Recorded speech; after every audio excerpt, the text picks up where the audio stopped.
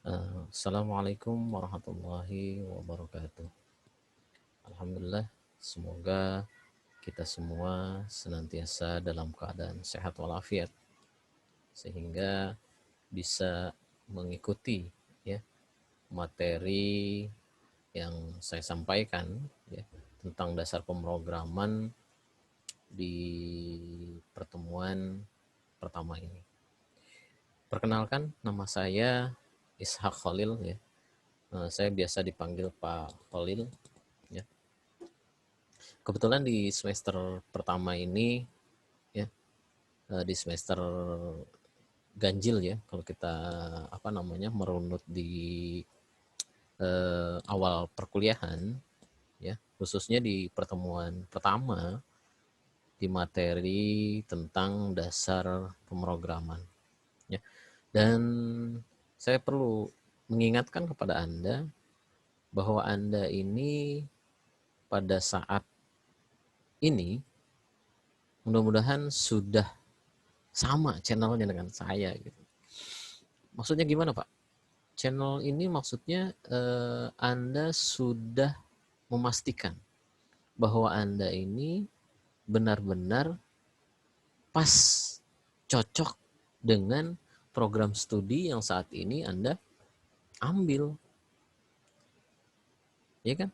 Karena apa? Karena memang nanti akan banyak materi-materi tentang pemrograman yang harus Anda ikuti, yang di situ diperlukan sebuah pemikiran ya, bahwa Anda ke depan nanti akan menjadi seorang programmer atau seorang analis ya, atau sebagai seorang IT project.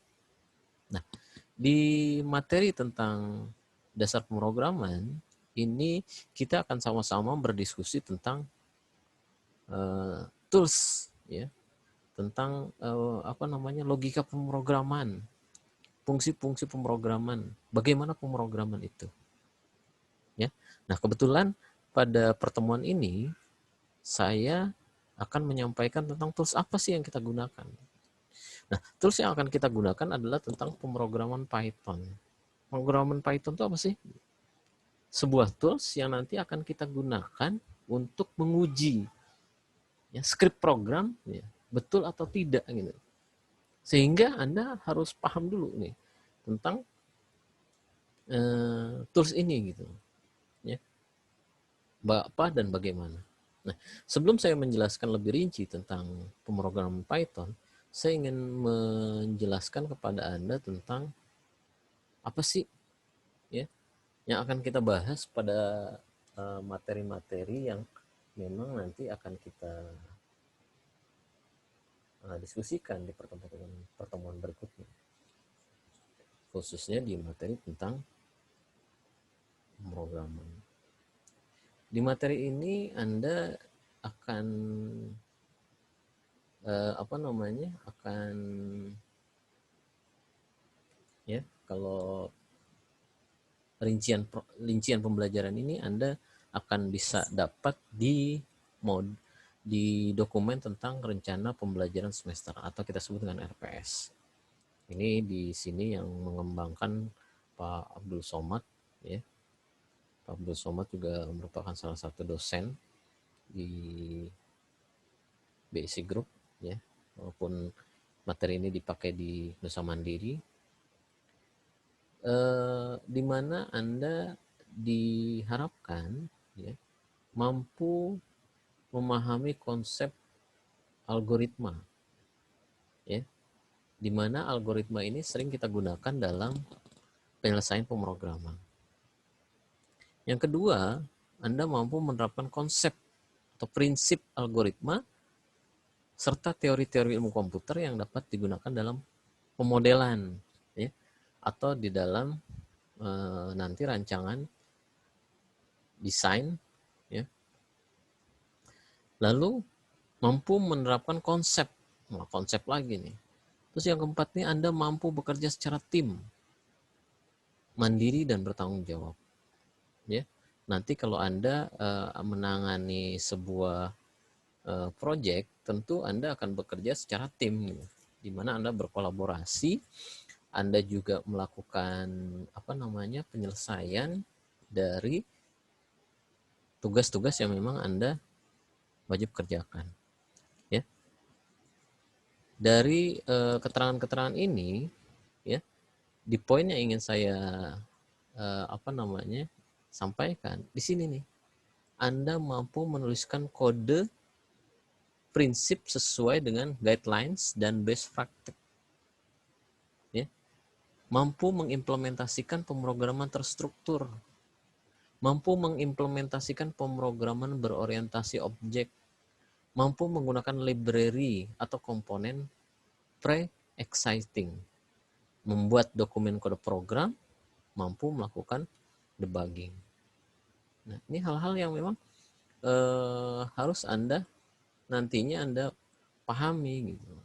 Sehingga di materi-materi yang akan nanti kita bahas, ya, misalkan di pertemuan pertama, ya, kita akan bahas tentang ini nih, bagaimana sejarah, struktur program, IDE PyCharm.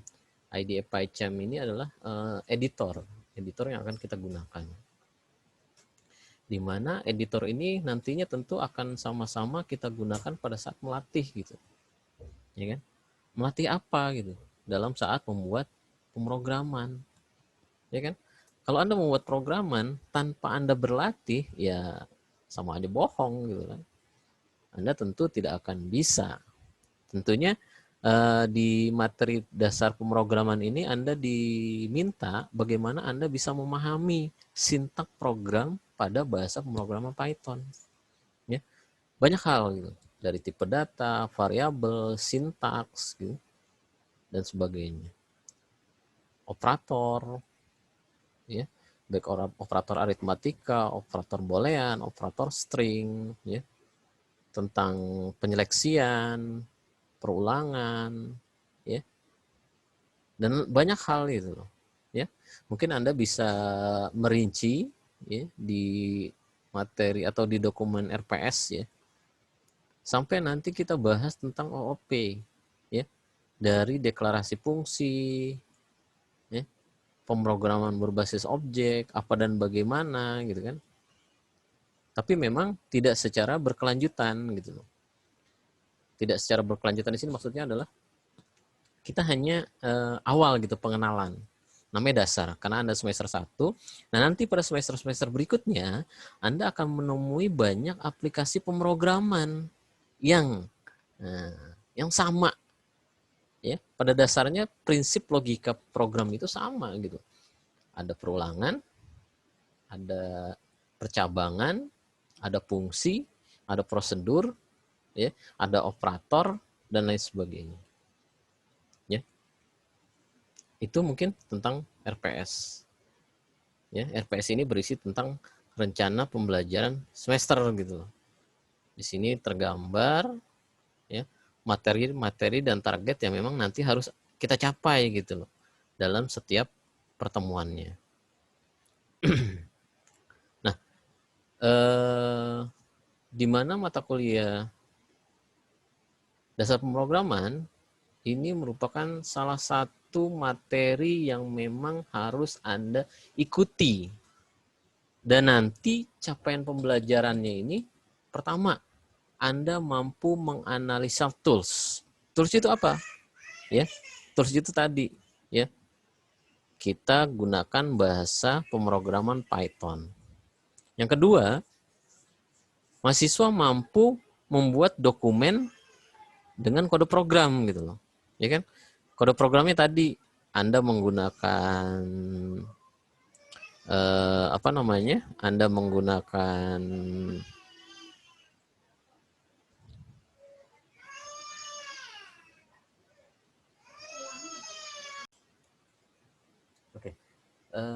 yang ketiga, mahasiswa mampu melakukan debugging.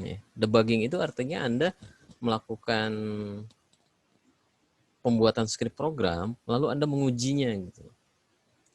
Yang keempat, Anda sebagai mahasiswa mampu menerapkan prinsip guidelines dan best practice, ya, di mana guideline ini adalah aturan main, ya, aturan main dan bagaimana praktek ini, ya. Lalu yang kelima, Anda sebagai mahasiswa mampu memecahkan permasalahan gitu loh. Latihan-latihan atau kasus-kasus yang nanti akan ditemui, ya, akan kita lakukan pada saat latihan, ya kan? Baik itu yang berbasis operator ataupun itu yang berbasis yang berbasis fungsi ataupun hal lain yang kaitannya dengan ya. Ini penjelasan targetnya, ya. Anda bisa menentukan kompetensi, ya kan, pengetahuan, sikap kerja dalam menganalisa tools. Kode program, ya kan, kode program itu tadi ya, misalkan menggunakan fungsi, menggunakan prosedur, gitu kan, ya. Prinsip kesalahan ini didapat pada saat kita melakukan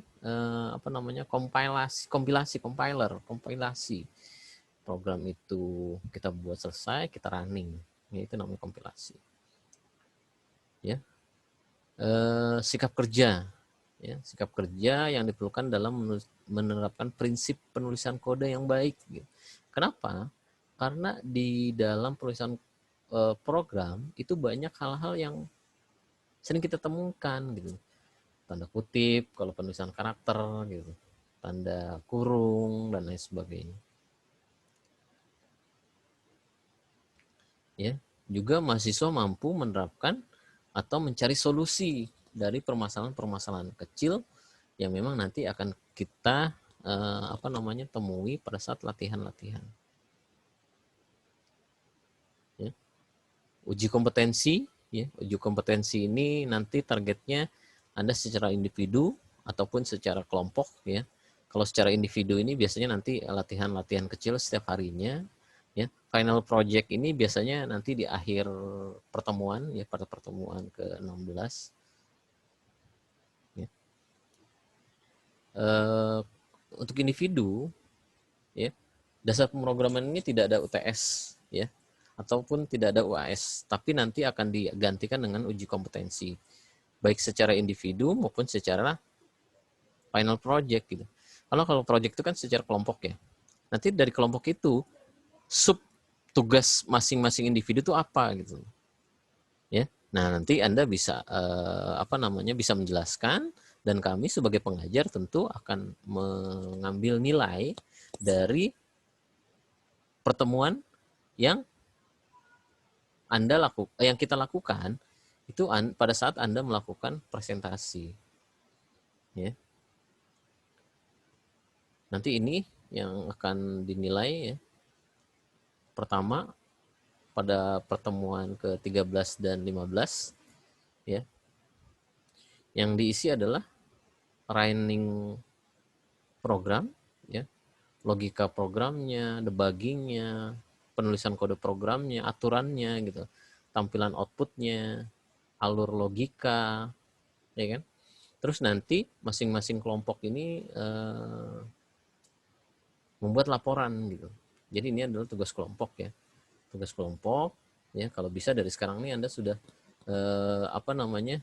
bisa memprediksi kira-kira tugas nanti yang akan saya ambil ini tentang apa nih gitu. Tugasnya apa, Pak? Ya banyak hal. Kenapa? Hampir semua bidang pasti menggunakan aplikasi. Ya kan? Bidang jasa, bidang media, ya kan? Jasanya banyak. Rumah sakit, sekolah, surat kabar, ya kan? Bahkan sekarang ada e-commerce gitu kan. Silahkan bisa Anda pilih. Ya kan? Terus nanti masing-masing kelompok harus mempresentasikan. Ya, Pak. Lalu jumlah kelompoknya ada berapa orang, Pak? Ya, mungkin satu kelompok itu bisa terdiri dari maksimal 5 orang. Ya, maksimal 5 orang. Proyek bisa dikerjakan setelah dilakukan penyerahan tema kepada dosen. Proyek diserahkan ke dosen pengajaran di pertemuan ke-2. Maksudnya gini loh, kan sekarang Anda berkumpul nih Ya, walaupun pertemuan pertama, pasti Anda udah saling mengenal gitu loh. Saling mengenal satu dengan lainnya, di mana nanti silahkan Anda bikin bikin diskusi, bikin forum diskusi, lalu Anda diskusikan dengan rekan yang menjadi kelompok Anda. Kira-kira saya mau bikin apa gitu. Tadi ya, proyek itu bisa melingkupi tentang sekolah, tentang rumah sakit, tentang pabrik, institusi pemerintahan, ya, atau bidang lainnya. Ya silakan, memang Anda pernah punya pengalaman atau pernah punya pengetahuan sebelumnya, itu bisa Anda gunakan. Ataupun kalau memang nanti harus kita diskusikan, kita bisa melakukan diskusi by grup WA. Ya, ini tentang tema-tema yang bisa Anda ambil. Ya, ingat ya, waktu ke pertemuan 15 atau 13 itu memang sekarang masih lama gitu. Tapi kalau saya sarankan tidak berlama-lama juga gitu loh. Ya. Segera Anda diskusikan, segera Anda baik dengan saya sebagai dosen, kita gunakan kanal-kanal atau channel-channel yang memang bisa kita gunakan untuk berdiskusi. Ya. Diskusi itu bisa lewat WA, email, dan lain sebagainya.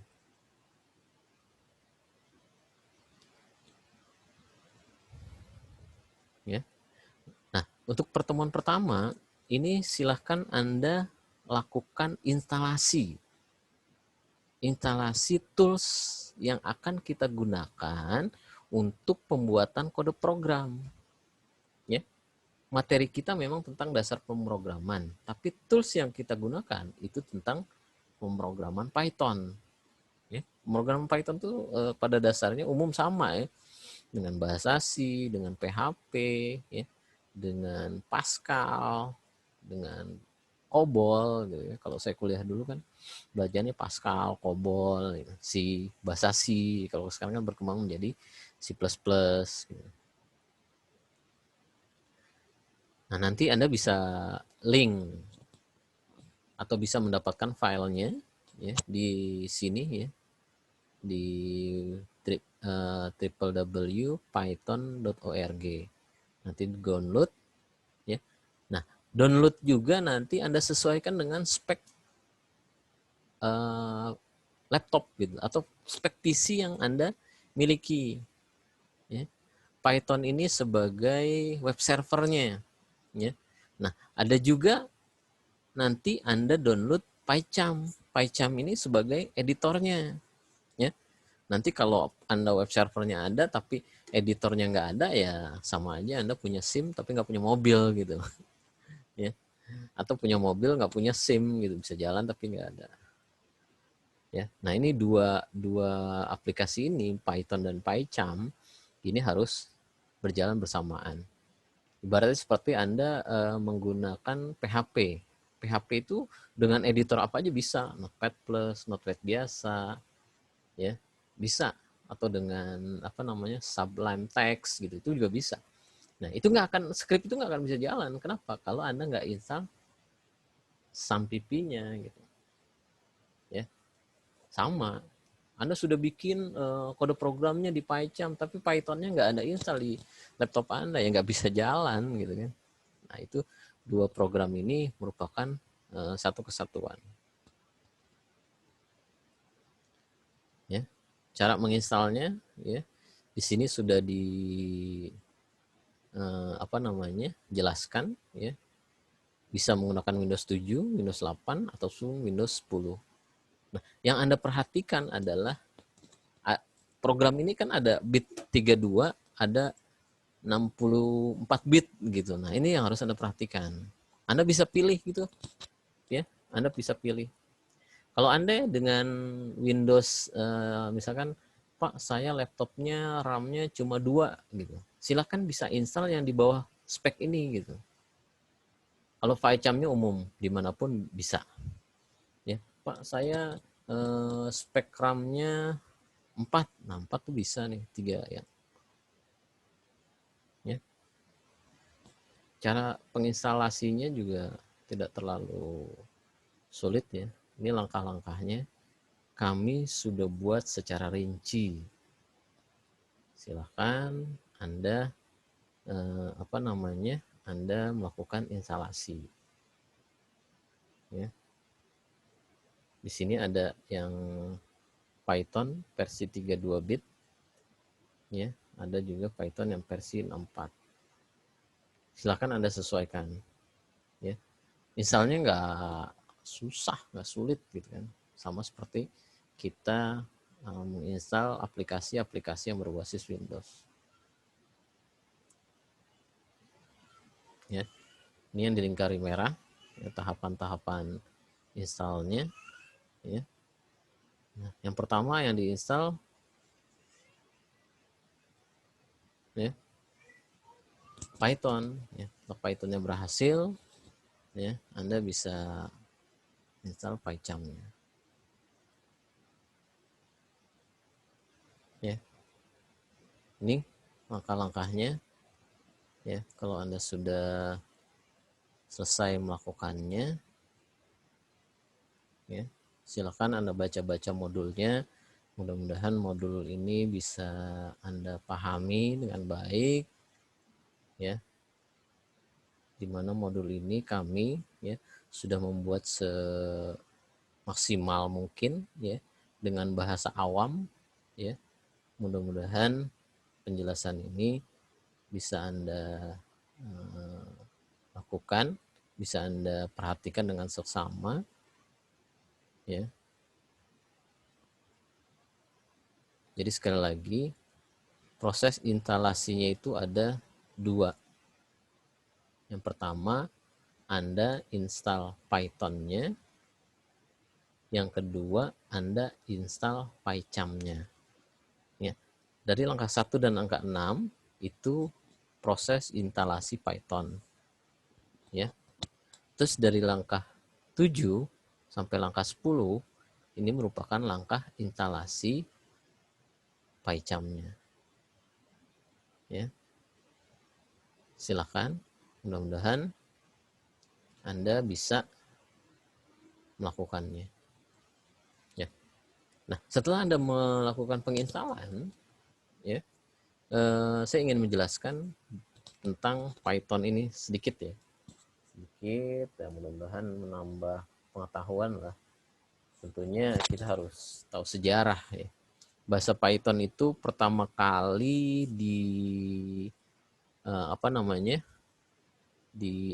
pertama kali diciptakan atau dibuat itu di Centrum Wiskunde dan Informatika di Belanda, yaitu pada awal tahun 1990. Bahasa Python terinspirasi dalam bahasa pemrograman ABC, ya. ABC. Kalau dulu itu Python nggak terlalu booming gitu. Yang booming itu dulu itu Pascal, COBOL, ya, C. Pokoknya ada dua itu. Borland, versinya Borland dengan versinya Microsoft. Nah, Python ini memang kalau sekarang ini masuk ke dalam bahasa pemrograman open source gitu loh. Open source ini bahasa pemrograman yang orang manapun itu bisa berkontribusi gitu loh, bisa berkontribusi. Contohnya apa? Nah, sekarang berkembang tuh. Ada bahasa pemrograman berbasis web, ada bahasa pemrograman berbasis mobile gitu, dan seterusnya dan seterusnya. Pada tahun 95,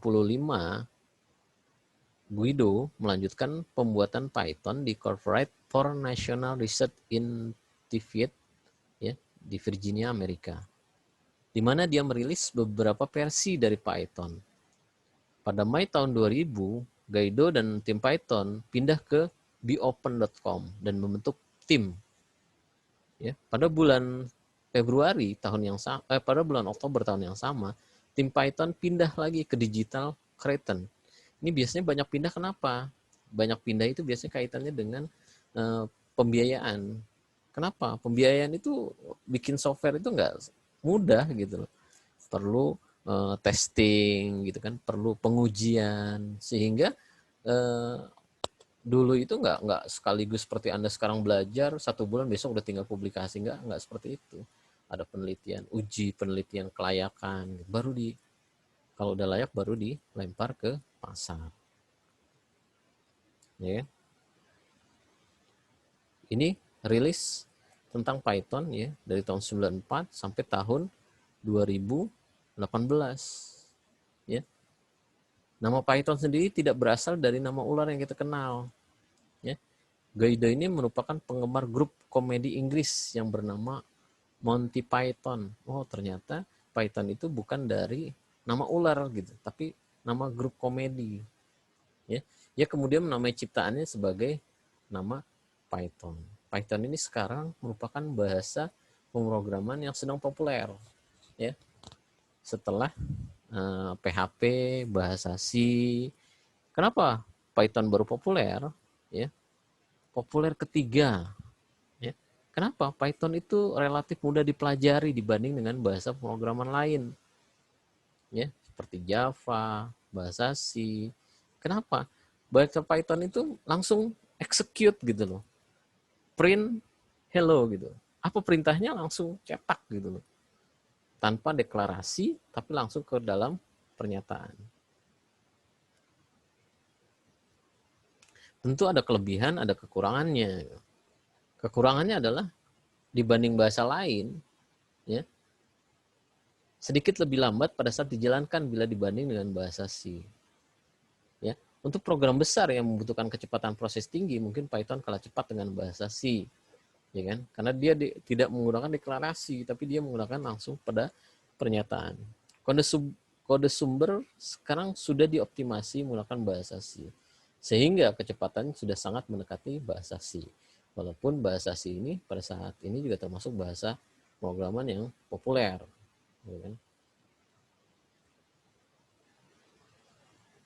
Python adalah bahasa pemrograman interpretatif multiguna dengan filosofi perancangan yang berfokus pada tingkat keterbacaan kode. Python diklaim sebagai pemrograman yang menggabungkan kapabilitas bahasa yang menggabungkan kemampuan sintak kode yang sangat jelas dan lengkap. Ya. Juga Python mendukung multi paradigma pemrograman, utamanya namun tidak dibatasi pada pemrograman berorientasi objek, pemrograman iteratif, dan pemrograman fungsional. Salah satu fitur yang tersedia pada Python adalah sebagai bahasa pemrograman yang dinamis, yang dilengkapi dengan manajemen memori otomatis. Python umumnya digunakan dalam bahasa script, meski pada prakteknya penggunaan bahasa ini lebih luas, mencakup pada konteks pemanfaatan yang umum tidak dilakukan untuk berbagai pengembangan perangkat lunak dan dapat berjalan di berbagai platform sistem operasi, ya, baik sistem operasi Windows, ya, Linux, dan lain sebagainya. Ya. Terus Anda harus paham tentang ID PyCharm. IDE ini merupakan singkatan dari Integrated Development, yang merupakan lembar kerja terpadu, ya, yang tadi saya sebut dengan editor.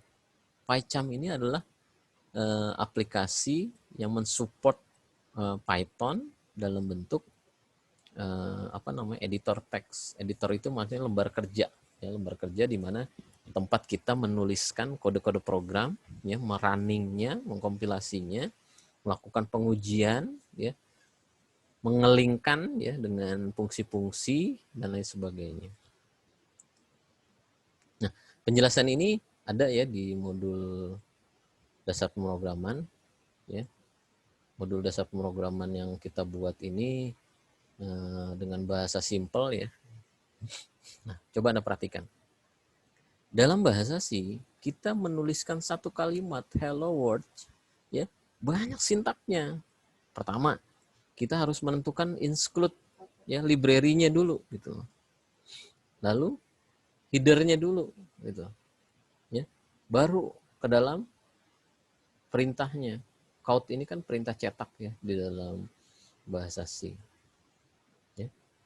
Terus coba di Java Anda lihat. Ya. Kita bikin kelas dulu. Bikin kelas. Kelas itu adalah sub ya, subprogram ya, subprogram nanti yang akan nanti dijalankan di main program utama ya, karena memang Java ini kan berbasis OOP ya, maka dia gunakan prosedur. Ini kan banyak sintaknya, ada berapa nih? 1, 2, 3, 4, 5, 6. Bahasa C hanya untuk menuliskan hello world ada 6 line program. Di Java 1, 2, 3, 4, 5, 6, 7. 7. Ya, 7 line program hanya untuk menampilkan hello world. Coba lihat di Python. Ringkas gitu loh. Print hello world. Ya, hello world. Maka dia nanti akan pada saat Anda running, dia akan menampilkan teks ini. Hello world. Ya, misalkan seperti ini. Ya, misalkan seperti ini. Ya, print, Pak, tidak ada deklarasi, tidak ada gitu. Cukup langsung perintah print, ya, yang kita ketikkan. Nah, dia akan tampil pada saat di running seperti ini, ya kan? Begitu simple, ya, begitu simple. Nah, mudah-mudahan di penjelasan singkat saya ini, ya, Anda akan dapat tahu dulu lah, paham belum nggak apa-apa masalah, ya, tahu dulu lah. Yang penting Anda tahu, nanti Anda yakin, saya yakin akan mengupas, ya. Anda jangan lupa di modul itu lengkap sekali ya, lengkap sekali latihan skrip-skrip yang memang nanti bisa Anda Anda lihat, Anda referensi untuk referensi pada saat nanti Anda latihan. Dan jika ada hal-hal yang memang harus ditanyakan, harus dijelaskan, nah silakan Anda menggunakan media-media yang bisa kita berkomunikasi ya. Pertama, Anda nanti wajib buka LMS. LMS itu e-learning, e-learningnya Nusa Mandiri. Terus yang kedua, Anda melakukan absen. Ya, absen di mhsonline.nusamandiri.ac.id. Ya. Ataupun Anda bisa absen di pertemuan pertama ini di grup WA juga dulu, nggak apa-apa gitu. Ya. Memang kadangkala di minggu-minggu pertama ini aplikasi e-learning kita masih kurang stabil. Ya, mungkin itu penjelasan dari saya, sedikit banyak kurang lebihnya mohon maaf. Saya akhiri. Wassalamualaikum warahmatullahi wabarakatuh.